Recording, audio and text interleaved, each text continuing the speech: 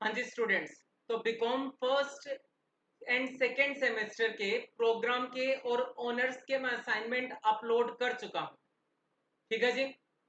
आपके अगर किसी भी फ्रेंड्स को BCom first second semester programme और ऑनर्स के असाइनमेंट की रिक्वायरमेंट है तो आप मुझे व्हाट्सअप कर सकते हैं।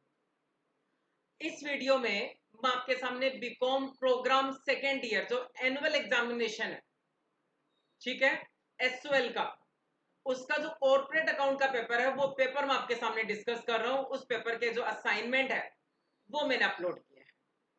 तो चलिए जी, करना स्टार्ट करते हैं असाइनमेंट को।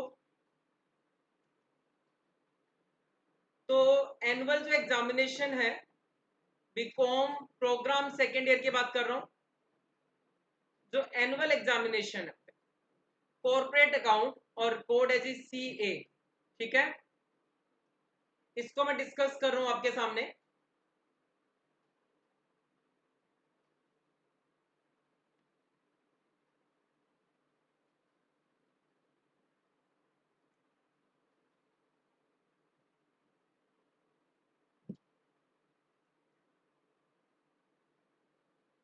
तो सबसे पहला क्वेश्चन जो दे रखा है वो थ्योरी का क्वेश्चन है।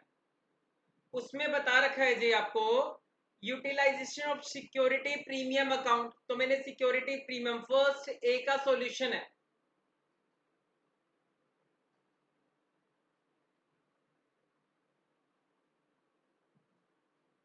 ठीक है जी।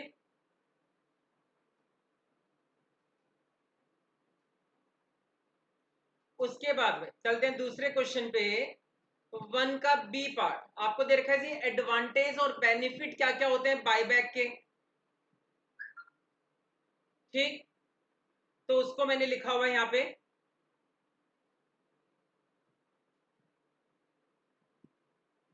वन बी,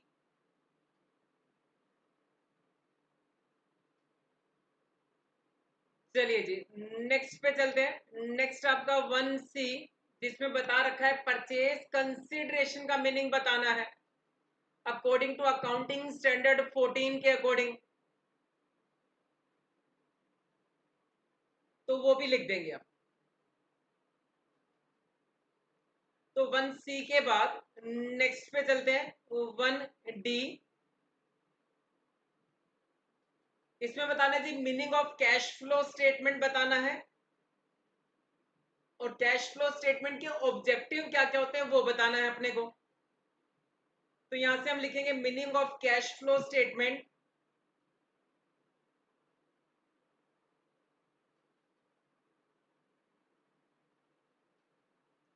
उसके बाद मीनिंग को कंप्लीट करने के बाद फिर आएंगे जी हम objective of cash flow statement पे।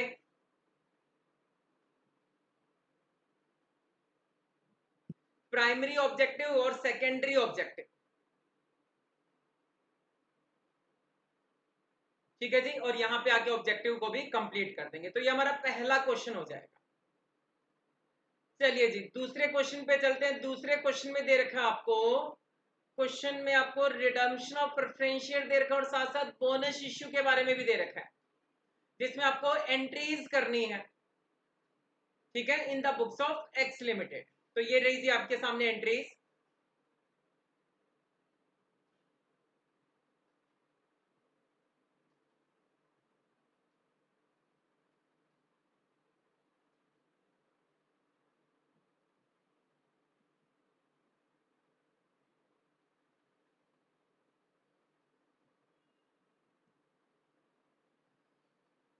ये सारी सारी एंट्रीज आपको करनी है, टोटल 10 एंट्रीज है।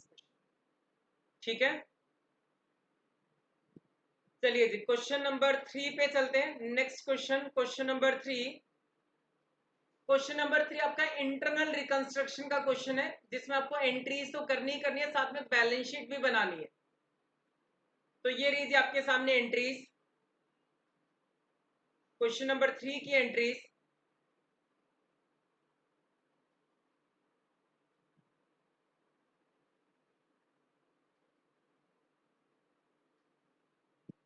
ठीक है, एंट्रीज करने के बाद ये तीसरा क्वेश्चन है, इसकी जो एंट्रीज है ये रही आपकी स्क्रीन पे। ये सारी एंट्रीज करने के बाद में आपको बैलेंस शीट बनानी है। तो ये रही आपके सामने balance sheet of Nidhi limited.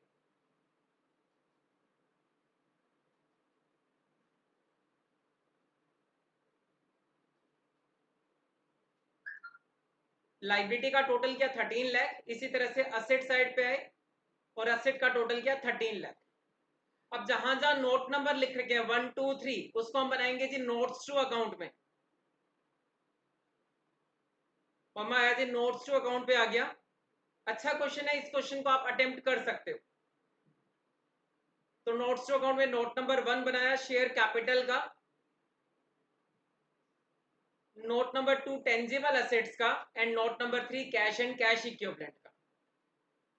ठीक है जी, इस तरह से आपका क्वेश्चन नंबर 3 भी सॉल्व हो गया। चलते हैं क्वेश्चन नंबर 4 पे। क्वेश्चन नंबर 4 में छोटे छोटे पार्ट्स दे रखे हैं। एक आपसे पूछा गया cash flow from operating activities बताना है ए पार्ट में, और बी पार्ट में आपसे रेशियो पूछे गए current ratio, net profit ratio and gross profit ratio पूछा गया है। बड़ा ही आसान क्वेश्चन था और बड़ा ही आसान पेपर भी है। ठीक है जी, तो इस तरह से आपका ये assignment corporate account BCom programme second year का कॉर्पोरेट अकाउंट का पेपर भी सॉल्व हो गया। नेक्स्ट जो मैं अपलोड करने वाला हूं BCom programme second year annual का मैथ्स एंड स्टेट्स का अपलोड करने वाला हूं।